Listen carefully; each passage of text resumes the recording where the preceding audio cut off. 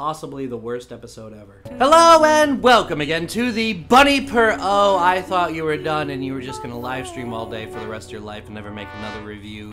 Irrespective. Yeah, I'm sorry for the long wait, everybody. There's been a lot of personal things going on.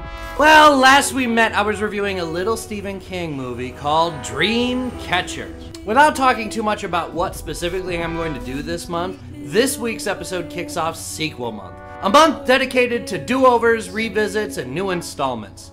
So naturally, to kick off this month of do-overs, we will continue to rip apart this multi-genre turd. Way back then it was okay to be a little weird, but all my friends are dead and some have even grown a beard.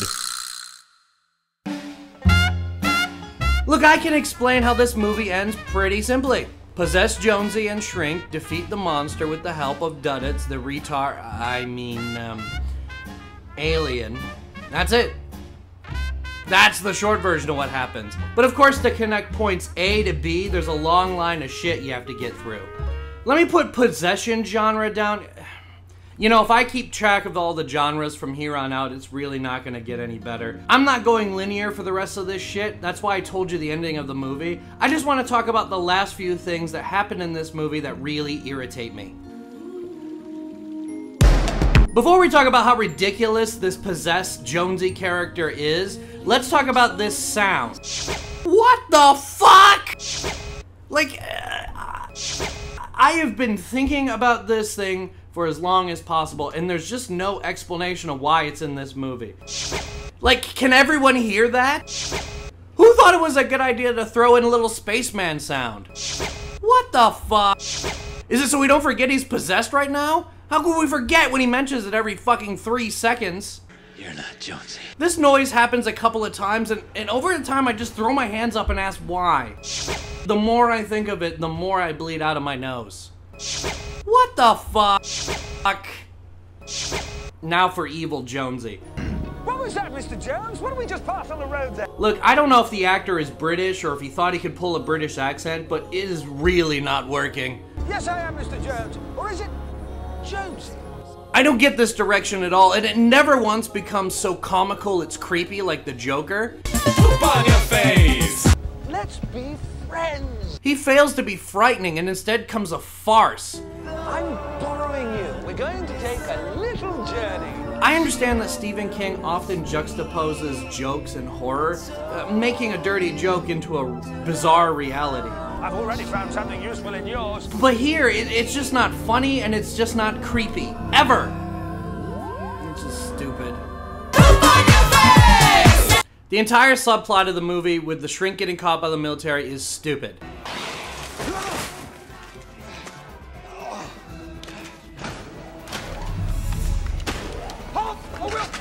See, the Shrink goes off with Morgan Freeman's #1 guy. You know me, don't you?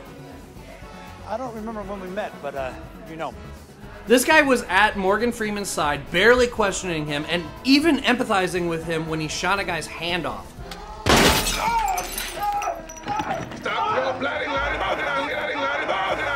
Like, how do you have a character who is a die-hard soldier do an entire 180 when some dude tells him what his dead father said on his deathbed?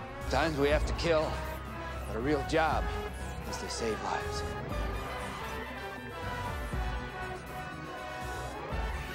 Your father was a great soldier. Really, the problem is all the military shit entirely.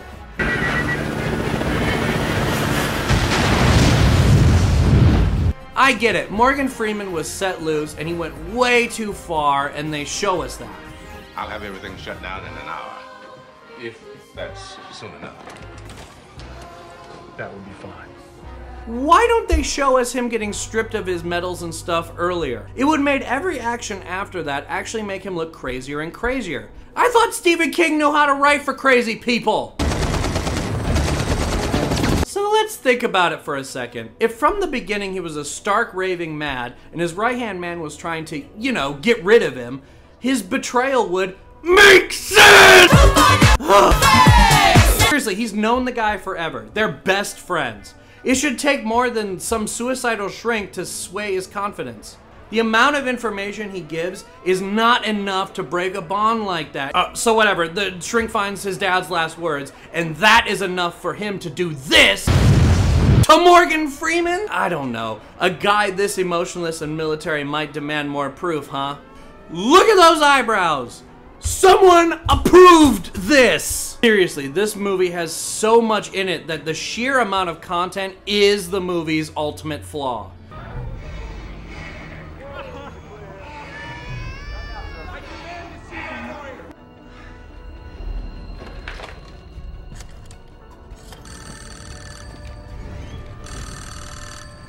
Hello? What the fuck? One of the things I do like about this movie is the inside of Jonesy's mind. I mentioned how visually striking it is, and I can't help but imagine a movie about this small part of the film. A guy hiding in his own mind from some alien force. Maybe he's in a coma because he got hit by a car! Fuck! Speaking of that, does it matter that Jonesy got hit by a car? Barely. See, near as I can figure, the whole plot of this movie has been known by Duddits the entire time. Also, Duddits knew they were going to come and see him that week, so he made Jonesy get hit by a car so that... Why? Was it to put off their clearly annual trip up north? Why would that make a difference? The point is, the reason Duddits tricked Jonesy to get hit by a car is fairly pointless. Except that Stephen King, in the novel, wanted to describe someone getting hit by a car. Yeah, I know. The reason he was hit by a car and the reason Duddits got him hit by a car was so that his heart would stop and he would die. And so that technically, whatever this alien species does to you won't do any permanent damage.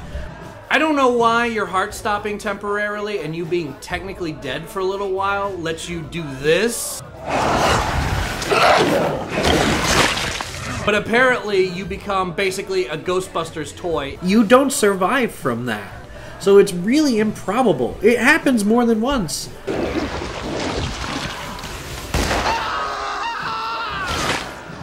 But that is their explanation of why Jonesy survives at the end. Some reason means this alien doesn't kill him when he turns into this. I could talk for months about the exposition. But I've had a look at the real thing, and believe me, Bucko, you wouldn't want it marrying your sister. What's that? It's a dream catcher. King clearly has no idea how to inform the audience without just looking them in the face and explaining the plot point by point. About 6 months ago, the day Jonesy got hit, I did something terrible with a patient. I humiliated him. Now, honestly, I have no idea how I would tell this story without just explaining it. This ability to know things, to talk to each other. But if it were me, I would cut a bunch of the book out just to make room for a core story. He's immune. I think it's because he died. He got hit by a car, and his heart stopped. Twice. I don't think he even knows it. He came back from dead and must have changed him somehow.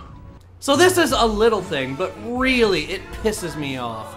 So they're in the helicarriers, and for no reason, Morgan Freeman asks his right-hand man, Whose radio is that? It's not the radio, boss. They're putting it directly into our heads. so he's suddenly out of answers, and why does the guy with a million questions suddenly have one answer for the guy? I don't understand. This gives you an idea of what we're up against. I think it's a veiled attempt to hide the fact that Morgan Freeman's character is really just there to explain these overly complicated aliens. There it is, gentlemen. Look, I'm getting completely frustrated with this second part of the movie, and I think the reason why is there's actually some good stories in here. There's a plague story, there's a best friend movie, there's a magical retard that solves crimes story, there's all kinds of stuff going on here, and none of it really meshes together at all. There are vague reasons for this and that, but none of the reasons are really good enough. Okay, whatever.